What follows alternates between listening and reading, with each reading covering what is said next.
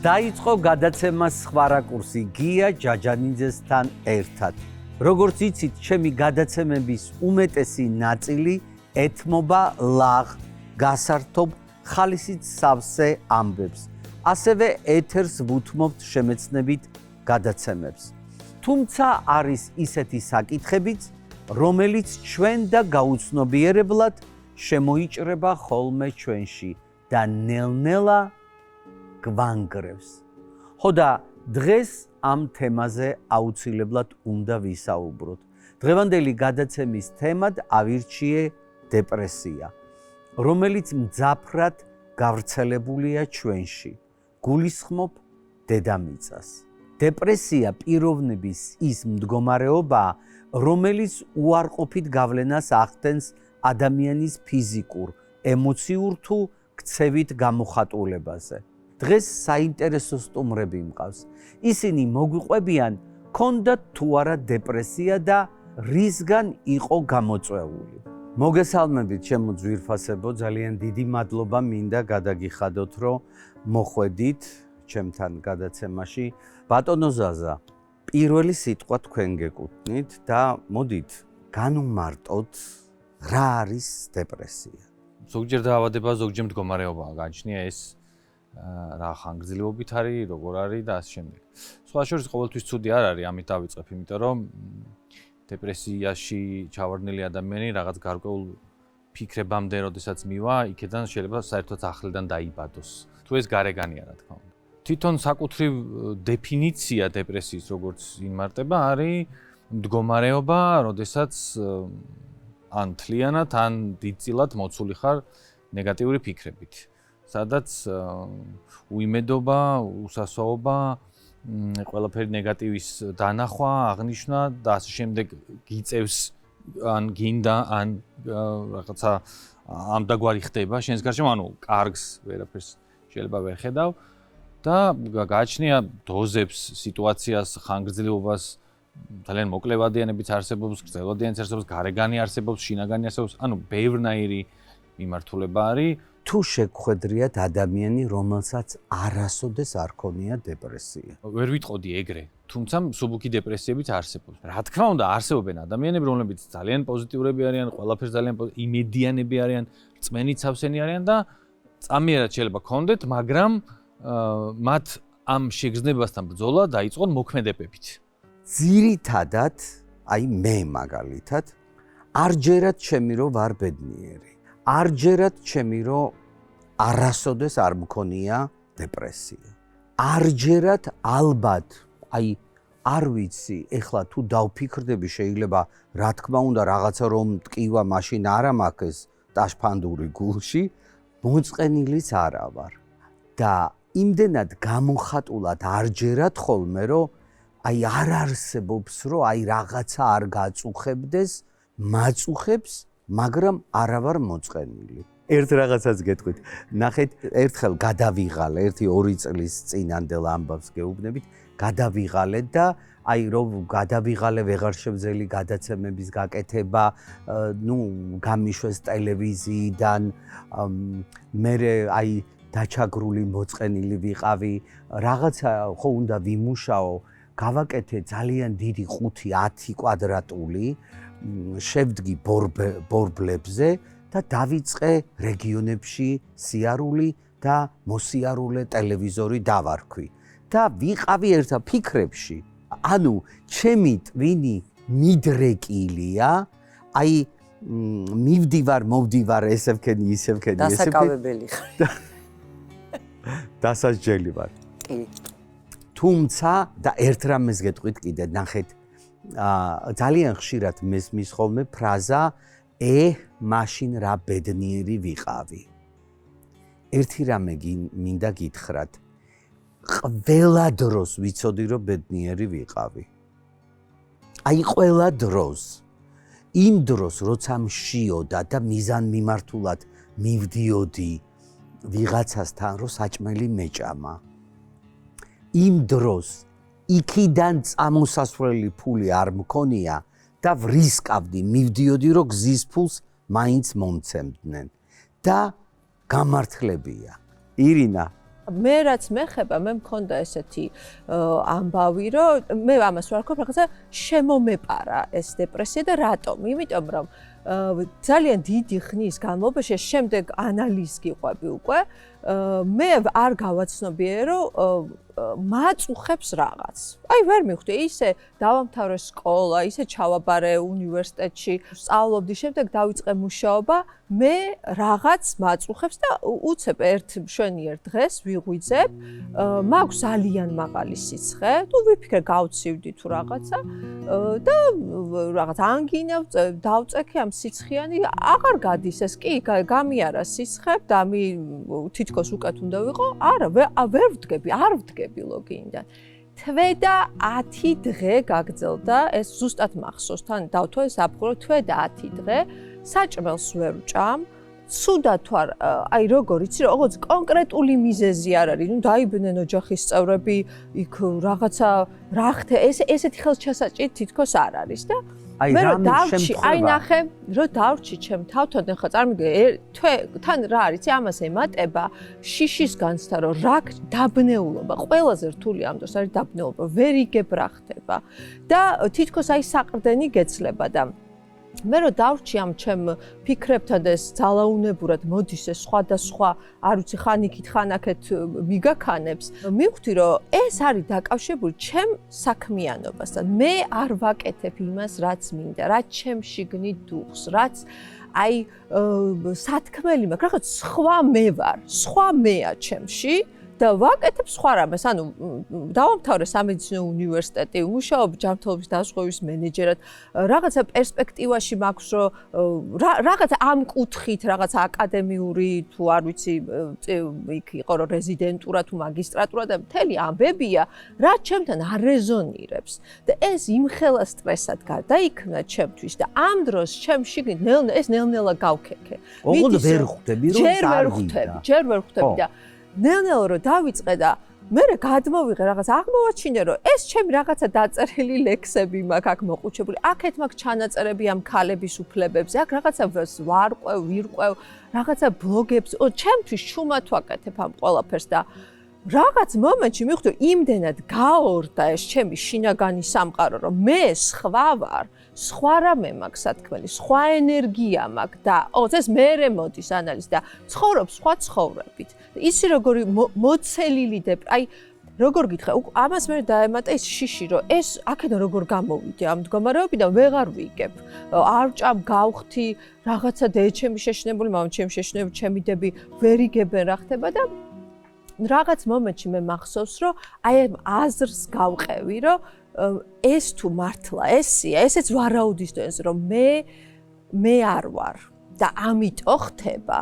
და თან აი სულ ამ აზრს ვეჭიდებოდი რომ არ არსებობს აი მაშინ უფრო მეტად გავაცნობიერე ჩემი შინაგანი რწმენა რომ იცი რა ვთქვი რომ არ არსებობს რომ უფალ სამყაროს ვისის რისი ჯერა ჩემთვის საუკეთესო არ უნდადეს ეს არ არსებობს და მაშინ რა ხდება ვინ გიშველა პარალელურად აი გეტყვი აი ამ შინაგანი დიალოგი რომ გავხსენი და ეს რაღაცა ლოცვა მარტო ლოცვა მამაო ჩვენოს ხმა ხო არა თუმცა ესეც არის აი შინაგანი დიალოგი აღმოჩნდა ჩემთვის რომ და მახსოვს რომ აი ჩემ თავთან თუ უფალთან ვთქვი რომ აი ოღონდ აქედან გამოვიდე და მე ჩემს თავს ვუერთგულებ რაც მინდა ვისი ნიჭიც მაქვს ამას ვემსახურები თუმცა ეს თითქოს რაღაცა საყრდენი გაჩნდა მაგრამ ეს ერთ დღეში უკეთ კი არ გავხდი აი ჯერ აი ამ ფიქრებში ვარ და მე გადავწყვიტე უკვე რომ მოდი მივმართო ოჯახმაც და მეც მეგობრებაც რომ ფსიქოლოგს იმიტომ რომ თვე და უკვე მე დღეები მიძე თან არ ვიცი ამის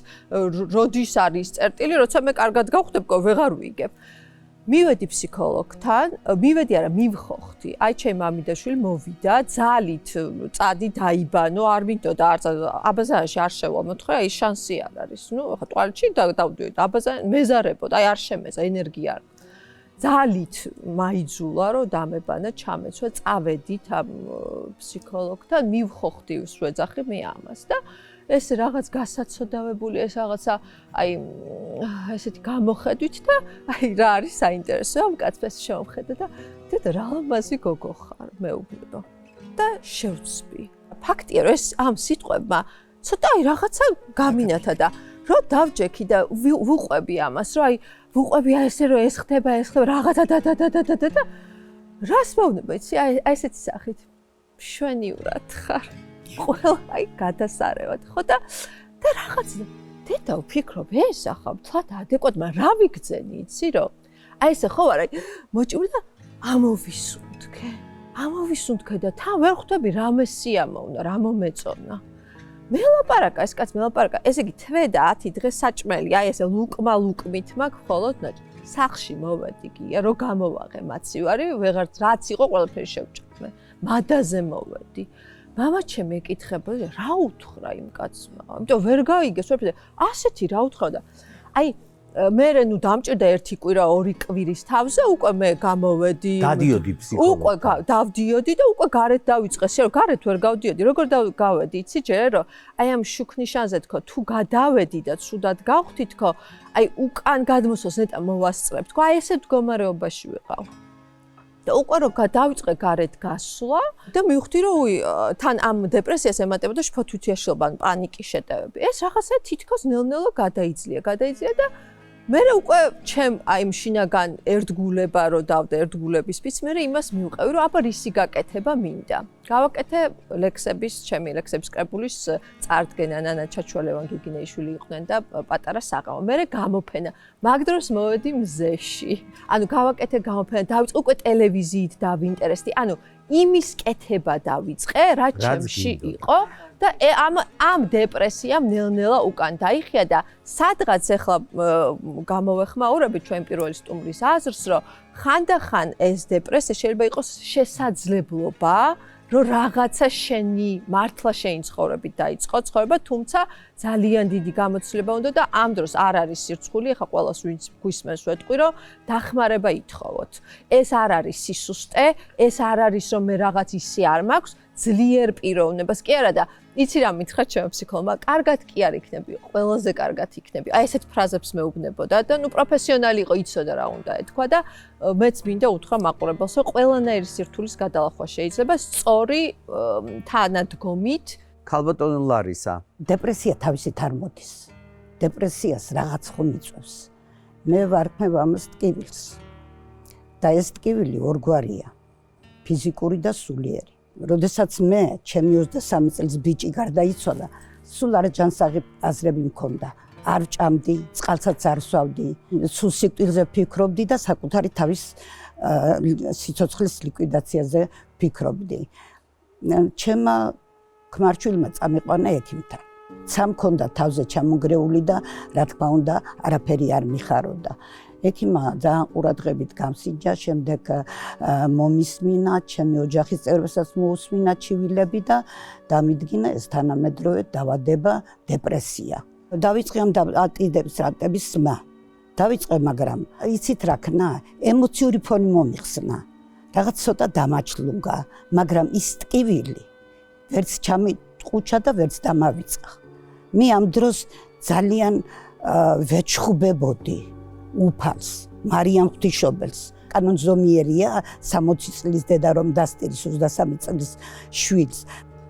გამოასწორეს შენი დანაშაული მეთქი და წამიყვანე ჩემ შვილთან მეთქი. მე უკვე ვეხვეწებოდი რომ ძალიან გთხოვთ, უფალო, ძალიან გთხოვთ, წამიყვანე ჩემ შვილთან, მე ის მენატრება. ის ჩემი პატარა არის მეთქი, იქნებ საბნის ამოკეცვა უნდა, ან ჩემი თბილი ხელის დადაბა უნდა შუბლზე მეთქი. გეხვეწები, წამიყვანეთ მეთქი. როგორც ხედავთ, უფალმა არ წამიყვანა, რა თქმა უნდა, მაგრამ დამასაჩუქრა ერთი რამით. დამასაჩუქრა რომ მე ყოველ ღამე ჩემ შვილს ხედავ სიზმარში. ხედავ სიზმარში ველაპარაკები ვეხუტებით ერთმანეთს მეორე დღეს რომ გავიღვიძებ და ამით რომ ჩემი შვილი ვნახე დავდივარ ბედნიერი და რა გავაკეთე ახლა მე მაქვს რამდენიმე დიპლომი და შესაბამისად რამდენიმე პროფესია ამით ვიცი კერვა ქსოვა კარგვა ვხატავ კოლაჟებს ვაკეთებ პუბლიცისტი ვარ ვწერ ნოველებს ვწერ მაქვს ჩემი საყვარელი საქმე და ჩემი საყვარელი ადგილი თეატრი და აი ამას მივყევი და მე კიდევ რა მოხდა ჩვენმა რუსთავის თეატრმა დადგა გოდერძი ჩოხელის მოთხრობების მიხედვით ადამიანთა სევდა ეს დადგა ნიჭიერმა რეჟისორმა თამარ ხიზანიშვილმა მე ვთამაშობდი მოხუც დედაბერს და ეს ტექსტი რომ მოვიტანე პირველად სახში ვნახე რომ წავიკითხე და ხმამაღლა ვკითხულობდი ცალკე ოთახში მაგრამ ოჯახის წევრები დაიზაფრნენ ძალიან მძიმე მოსასმენი იყო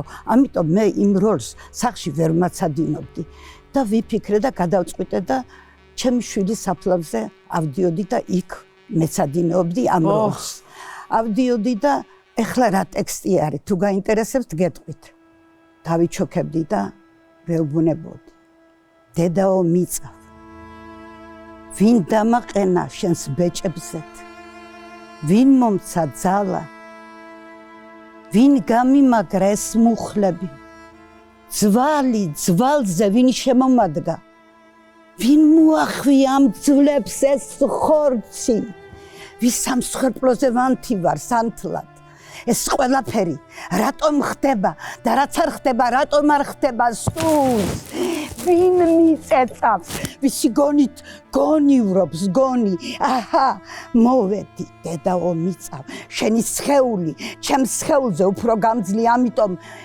ჩემს ძვლებს შენ გაბარებს სიკვდილის შემდეგ ჩემი მიცვალებულები ხომ შენთან არიან ჩემი ქმარშვილი ძვლები ხომ შენ კალთაში აწვია მეც მანდ ყოფეთ მეც წამიყვანეთ მეც თქვენთან მიდა მასმენინეთ გულის ფეთქვა წამიყვანე მერე ჩამომძახებენ მიწა იყავდა მიწა დიქეცო აი სწორედ ეგ სიტყვები დაიჭირე შიგ ჩემი და ჩემი ქმარშვილის ძვლები შეახვიე მაგრად გამოკარი კარგად შეინახე რომ დაგეკარგოს და როცა დაგჭირდება მაშინ გამოხსენი მიღე ჩემო მიწავ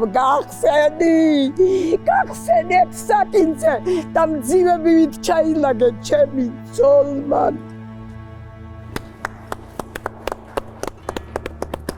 ძალიან დიდი მადლობა უნდა იცხოვრო ღირსეულად იმ შენ ტკივილთან ერთად უნდა იფიქრო მარტო ლამაზი და პოზიტიური ფიქრებით არ უნდა გაივლო გულში სიბოროტე და აი ამ ეს შენი ფიქრები მერე გადაწყვიტავს შენ ბედნიერები იქნები თუ უბედური დიდი მადლობა მაკა აბა დაიწყე რაც შეეხება ჩემ ამბავს მე საერთოდ მეც მიყვარს მარტოობა ძალიან ყოველთვის როცა მარტო ვარ ეს არის ჩემი ყველაზე კარგი მდგომარეობა, ყველაზე ესეთი კომფორტული მდგომარეობა და რას ვაკეთებ მე მაშინ როცა ვარ მარტო. ვკითხულობ და ვკითხულობ აი პირველი ფურცლიდან ბოლო ფურცლამდე იმ პოეტის ლექსს, რომელი პოეტიც მე მაინტერესებს და რაღაცნაირად გადავწყვიტავ, რომ ჩემ სულთან ახლოს არის. ჩემი კონკრეტული ამბავი არის ცხოვრებაში, როცა მქონდა ისეთი მომენტი, როდესაც დავრჩი სცენის გარეშე. და მე აღარ მქონდა იმისი საშუალება, რომ დგარიყავი სცენაზე. რა თქმა უნდა, გიორგისავით მე ვერ დავდიოდი ვერც ერთ სპექტაკლზე, მე ვერ უყურებდი სხვა როგორ იდგა სცენაზე. კი, არ შემეძლო ეს და სანამ მე ვიყავი გაბრაზებული და სანამ მე ამაში ვადანაშაულებდი სხვა ადამიანებს, რომ აი ესე მოხდა და ეს იმათი ბრალია და ასე შემდეგ და ასე შემდეგ, სანამ მე ჩემს თავში არ ვიპოვე ის ყველა პასუხი თუ რატომ მოხდა ეს პაუზა ჩემს ცხოვრებაში, იმიტომ რომ ხშირ შემთხვევაში ვისაც მე მივმართავდი დასახმარებლად, აღმოვაჩინე საოცარი რამ, რომ ისინი თვითონ იყვნენ დასახმარებლები. ამაში დამეხმარა, ეს იყო ჩემთვის გარდატეხა, როდესაც მე ავიღე ოთარ ჭილაძის ლექსი, ვინ არის დამნაშავე? ღმერთი, სად არის ღმერთი? მაღლა ღმერთი, აქ არის ღმერთი, იქ არის ღმერთი, სად არის? და რა ხდება, როდესაც მე ერთხელ ჩემთვის ვიჯექი და რაღაცას ჩორკნიდი ხეზე, აღმოვაჩინე საკუთარი თავი და მე მივხვდი, რომ შველა ყველაფერი არის ჩემში.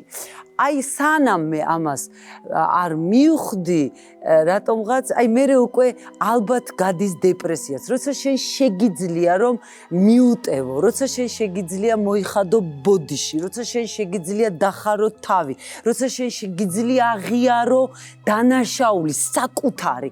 აი ეს არის ყველაზე დიდი ბედნიერება და მე თავისუფლდები პირველ რიგში გია მე ძალიან დიდი მადლობა მინდა გადაუხადო უფალს და რომ აი ეს ჩემი მშობლები არიან, ვინც არიან ჩემი მშობლები.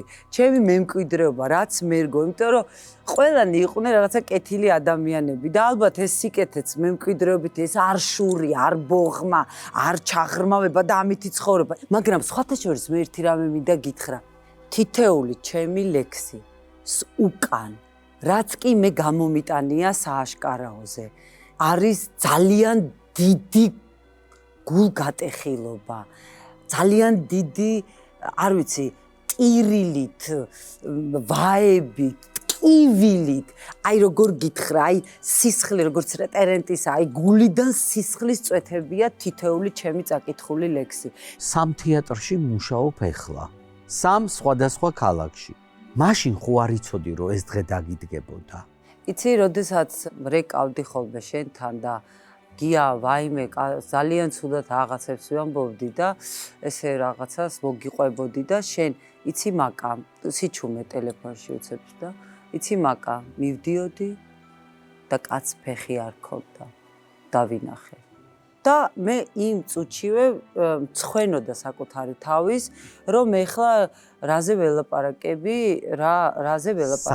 გია ამასად ეს მუშაობდა ჯოჯოხეთებს უყვებოდი ხოლმე ეს რომ ოღონდ სიმართლეს ხო ესე ხო არა სიმართლეს მაგრამ გია იცი რა არის მე ერთი რაღაცა მინდა ვთქვა რომ მე ძალიან საყვედურობდი ხოლმე თავის დროზე ჩემ მშობლებს რომ აი რაღაცა არა მაქვს რაღაცა რატო არა მაქვს ვაიმე რაღაცა მაგრამ მე მივხვდი ერთ რამეს მე ცხოვრებაში არაფერი არ მომცემია ლანგრით. აი ესე როგორ გითხრა, მე არა მაქვს იმისი ფუფუნება, რომ თუნდაც დავწვე და არ ავდგე ერთი თვე ლოგინიდან. იმიტომ რომ მე ყოველ დღე ვიხდი ფულს იმისთვის, რომ ცხოვრობ ბინაში და იმისთვის, რომ ვარსებ. ამიტომ მე არა მაქვს უფლება იმისთვის, რომ გავჩერდე. მე უნდა წავიდე სამ თეატრში მუშაობ. მე სამივე თეატრში ვაქვს პასუხისგებლობა. მე ძალიან ბევრი პასუხისგებლობა მაქვს აღებული. მე ძალიან ბევრი ადამიანი მყავს სარჩენი. მე მუშაობ ასევე პატარა ბავშვებთან, პატარა თაობასთან. მეტყველებას ვასწავლი და როცა შევდივარ ხოლმე ჩემს მეგობრებთან, პატარა მეგობრებთან, საყვარელ ბავშვებთან, ხო? და დავინახავ თქვათ ჭრელი ბავშვია, ბევრი საყურებით, რაღაცა და არის ფერადი და ცოტა რაღაც ეგრევე ვიცი რომ უჭირს და ეგრევე ყველაზე მეტად მას ველაპარაკები. ეს ეგრევე ყველაზე მეტად მას ვეფერები და ყველაზე მნიშვნელოვანი რითიც ეს ბავშვები მე მეუბნებიან, იცით რას მეუბნებიან? მე მეუბნებიან სახლში, სოციუმში, სადაც ეს ბავშვები დადიან, რომ მე არაფერი არ გამომივა და არ არიან ეს ბავშვები თავიანთ თავში დარწმუნებულები. და მე მაშინვე მახსენდება საკუთარი თავი, როგორ მეუბნებოდნენ, რომ მე არაფერი არ გამომივიდოდა, იმიტომ რომ მე როდესაც ერთხელ იგუეთში აი ესე ვიჯექით და ვინ რა გამოვიდოდით, ვამბობდით და მე ვთქვი, რომ მე მინდა მეთქი მსახიობი გამოვიდეთ, ხო და მე მაშინ მითხრეს, რომ შენ ვერ გამოხვალ მსახიობიო, იმიტომ რომ იქო ისეთები სწავლობენო, რომ შენ ჯერ ერთი არა გაქვს სიტყვის მასალა, შენ ჯერ ერთი არ იცი, საერთოდ არაფერი არ გამოვა შენგანო და მე ძალიან ბევრი ცხოვრებაში სხვათაშორის ჩემი და მეუნება ხოლმე რომ შენო რატო გახსოვსო ესო მე ძალიან ბევრი რამე არ მახსოვს და ბევრი ვინმე არ მახსოვს მაგრამ არა იმიტომ რომ მე ვარ გულღრძო ადამიანი უბრალოდ მახსოვს აი ეს ნათქვამი ჩემზე სულ და უბრალოდ აი ეს ბავშვები რომლებიც მოდიან მე სულ ვეუბნები რომ თქვენ გამოგივათ თქვენ ყველაფერი კარგად გექნება თქვენ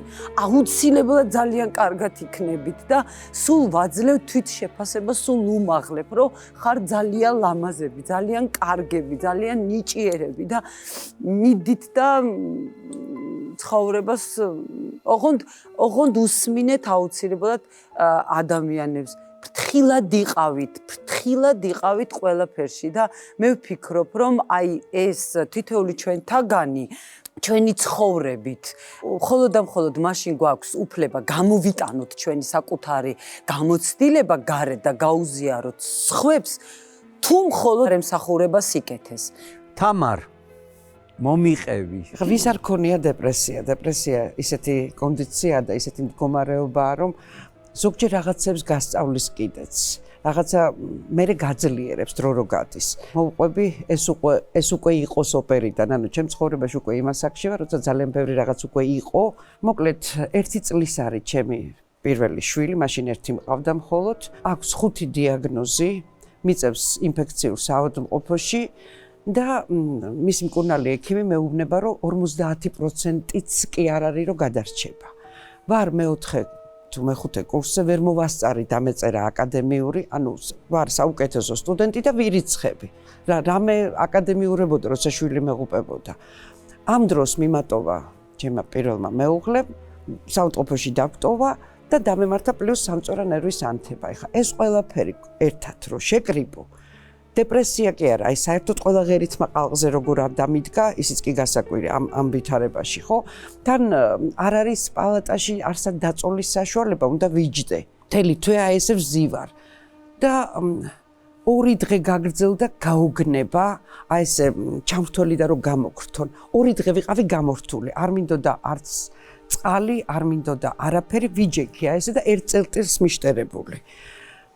და მე იცი როგორი რაღაცა მოხდა, უცებ შევხედე თვალებს. რაღაცნაირად შემომხედა ჩემმა ბიჭმა, რაღაცნა ისეთი აი მიშველეო თვალებით რო გეუბნება და აი ამ თვალებს რო შევხედე, ეს იყო გამომაფხიზლებელი. რა დროს დეპრესიაა? ბავშვ შენი იმედი აქვს, შენ ახლა ძალიან მაგრად უნდა დადგე. შენ ახლა გვერდზე უნდა გადადო ყველაფერი, ყველა შიში, ყველა ვაითუ და იქნებ და დავიწყე როგორი რაღაცა, იცი, საკუთარ თავში არის კონდიცია, როცა იწყებ ამოცოხნას თუ კი სადმე რამე ნამცეცი გაქვს რაღაცა ძალის. სულიდან, სხეულიდან, აი ყველაფრის ამის შეგროვებას. მე დავიწყე რვეული მქონდა და რვეულში წერა, ყველაფერი კარგად იქნება, ყველაფერი გავავსე 1-12 ფურცლიანი რვეული. გადამირჩება, აუცილებლად გადამირჩება. ეს ყველაფერი იყო ლოცვასთან ერთად. თან ლოცვას ვკითხულობდი, თან წერდი და ადრეც მქონდა მე ეს დაფიქსირებული, რომ რასაც წერდი, სხვათა შორის ხშირ შემთხვევაში სტენოგრაფიული სიზუსტით ახდებოდა ხოლმე, რეალობად იქცეოდა. ანუ შევეცადე, რომ აი წერაში გადამეტანა ეს. მე ლექსიც, ეხა მისი ილიკოს და ილარიონის არ იყოს, თუ ქვეყანა იქცეოდა, შენ რა დროის ლექსის წერა იყო, ეხა შვილი როცა 100 დღეში ყავს, მაგრამ მოვიდა მუზა და წერდი. წერდი, ნუ კი შეიძლება ეს იყო ტკივილიან, ტკივილზე, სევდაზე, მაგრამ წერდი და ამ წერამ ეს იყო მოქმედება, შემოქმედება, მე მოქმედებდი. ამიტომ აი ამ ყველაფერმა რაღაცნაირად ამომაყვინთინა იმ დეპრესიიდან და ვერ წარმოიდგე როგორი ძალა მომცა. ისეთი რომლის მსგავსიც არც მანამდე და არც მერე კარგახანს არ მქონია. არ ვიცი ამას რა ერქვა, ეს იყო ბოლო ძალების მოკრება, ეს იყო შიში რომ ვაიმე შვილი მოკლედ ქალი თუ გაიწევს ხაუღელი ხარკამეჩის ძალა აქვს და შვილი ისეთი ფენომენია რომ შვილის გამო ბევრ რაღაცას გადავახტი რა მოკლედ ეს იყო მე დროის გადასახედიდან შენ ქმედებებს შენ თავს შენს მდგომარეობას სხვადასხვაგვარად აფასებ ეს იყო სალტო მორტალე ჩემი თავის ზევით გადახტომა როგორ შევძელი არ ვიცი აი მისი იმ დეტალების გახსენება ეხა უკვე აღარ შემიძლია მეორე მომენტი იყო კიდე იცი შენ მეუღლე გარდამეცვალა 9 თვე არის გასული არაჩვეულებრივი ადამიანი არაჩვეულებრივი ბავშვთა ექიმი რომელსაც მისტიროდა ნახევარი თბილისი და ნახევარზე მეტი მისი პაციენტები ეს იყო 30 წელი მე ვიყავი უბედნიერესი ადამიანი მის გვერდით ეს იყო რაღაცა საოცარი სიყვარული ისეთი რომელიც არ ნელდებოდა რომელსაც სულ წყალს უსხამდა რომელსაც სულ ცდილობდა რომ რაღაცა ახალი შტრიხი და ახალი დეტალი შეეტანა და ძალიან ძნელია ჩემს ასაკში 60 წლის ვარ უკვე ძალიან ძნელია ამ ასაკში როცა ესეთი ადამიანი გამოგეცლება და 40 დღე ჩემ თავს უთხარი რომ მე აუცილებლად ისევ წერით გადავრჩები 40 ლექსი დავწერე 40-მდე. მსგავსი რაღაც არასოდეს არ დამმართნია. ამან მიშველა. ამანაც იცი რა არის, რო გითხრა რომ ეხა ტკივილი გააყუჩა თქო, მოვიტყუები. რაღაცა მალა მოიყო, იცი? აი რაღაცა სიმშვიდე მომგვარა ამან. პოეზიამ გადამარჩინა. პოეზიამ მიშველა, იმიტომ რომ ლექსი არის ჩემი თავშესაფარით, ჩემი მაშველი რგოლით, ჩემი 4-ვე განზომილება, წყალიც, ჰაერიც, მიწაც და ცეცხლიც. ერთი ლექსი ვაჩუქოთ მაყურებელს. ხვალ ბზობა და დღეს ვიცი რა გრძნობა მაქვს გულის წვეტის რომ ვერ ვტეხე ცოდვის ციხე ვერ ვილოცე ცოტა მეტი სინანული მიდგას მწარე რაც დრო გადის ვნანო ფუფრო ღმერთო ისე რომ არ მწამდი, როგორც ეკადრება უფალს. ხვალ ბზობა, უკვე ვიცი რა გრძნობაა ცრემლის წვეთში. მაპატიე ღმერთო ის დრო, შენ რომ არ იყავი ჩემში. დიდი მადლობა. ქალბატონო ნანა, ქონიათ დეპრესია? მე მგონი არ არის ადამიანი, რომელსაც შინაგანად, თუნდაც მცირე ხნის განმავლობაში არ ქონია დეპრესია. არაჩვეულებრივად თქვა ზაზამ, ძალიან დიდი მნიშვნელობა აქვს თუ რა პერიოდი გრძელდება, როგორ არის და რას დავარქმევთ მას. თუ ეს მართლა გაგრძელდა დიდხანს უკვე შეიძლება ფსიქიურ აშლილობაშიც გადავიდეს, მაგრამ აი ეს ხანმოკლე დეპრესია, რომელიც ახლავს გარეგან ფაქტორებს, ეს გარეგანი ფაქტორი შეიძლება იყოს უამრავი. თქვათ იგივე ტრაგედია, რომელიც ოჯახშია, შენი პირადი ტრაგედია, ან თქვათ თუნდაც ის რომ შეიძლება რომელიმე შენი პაციენტი ვერ გაუშვა ისე კლინიკიდან როგორც შენ გინდა და უკვე ეს გახდეს მიზეზი ამ ხანმოკლე დეპრესიის. ასეთი დეპრესია ალბათ არ არის ადამიანი, რომელსაც არ ქონია და კიდევ ერთი, რაც შენ თქვი, რომ ყველას გონია რომ მე არ მქონია და დაიწყე ლაპარაკი.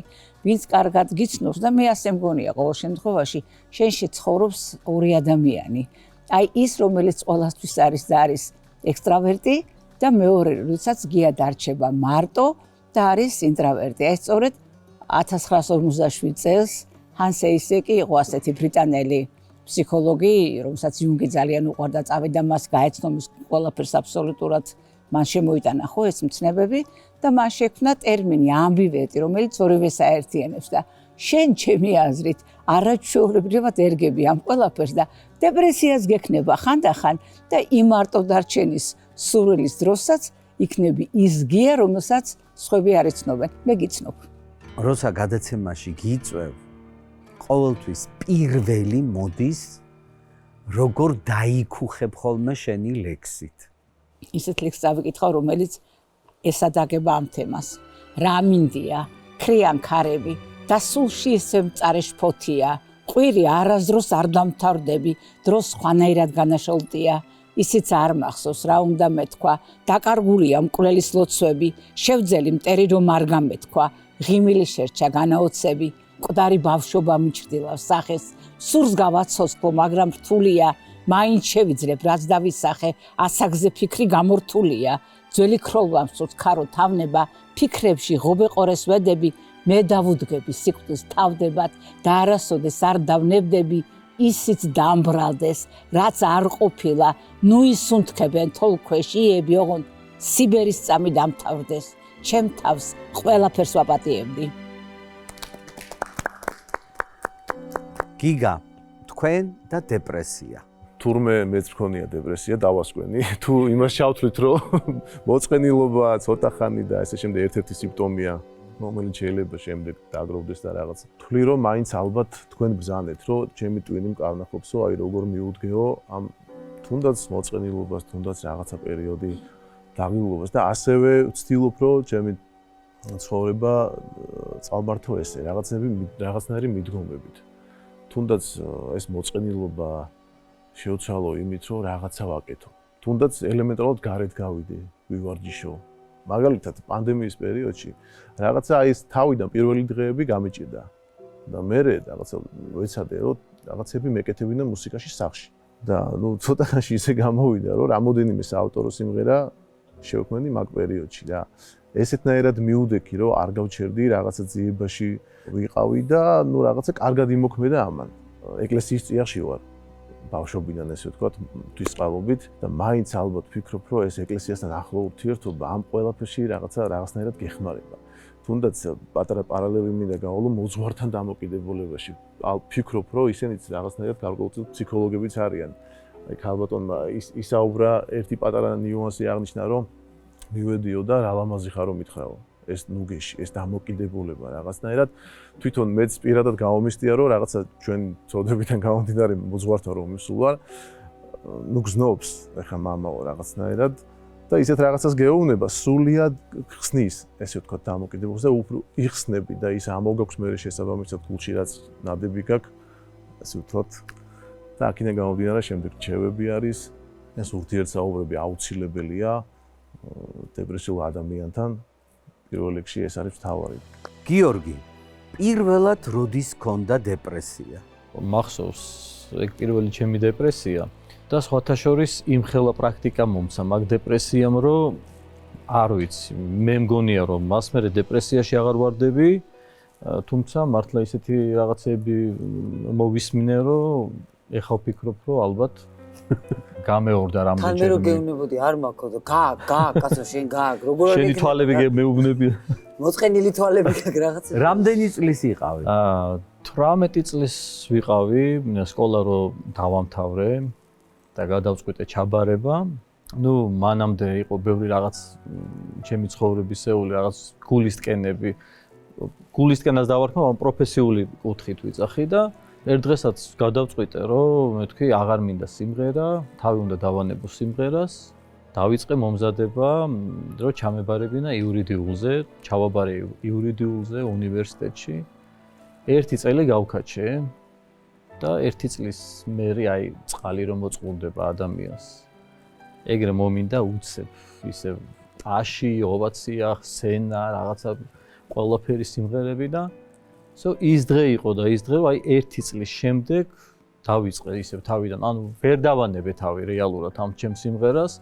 იმდენად დეპრესიაში ვიყავი, რომ არანაირი 1 წლის განმავლობაში ტელევიზორი არ ჩამირთავს, მანქანაში რადიო არ გაჟღერებულა, არანაირი მუსიკა, აი სადმე სტუბრად რომ მივიდოდი და რაღაცა სიმღერები იყო ჩართული, რაღაცა სადაც მუსიკას ვიგებდი, იქ ავჩერდებოდი რა, იმდენად მინდოდა, რომ ეს ყველაფერი ამოსულიყო ჩემგან ბოლომდე.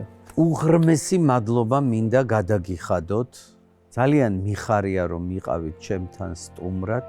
დავამთავროთ გადაცემაც და დეპრესიაც. ჩემო ძვირფასო ტელემაყურებლებო, მოკლედ დასრულდა გადაცემა სხვა რაკურსი გია ჯაჯანიძესთან ერთად. მიყურეთ ყოველ ხუთშაბათს საღამოს 10 საათზე.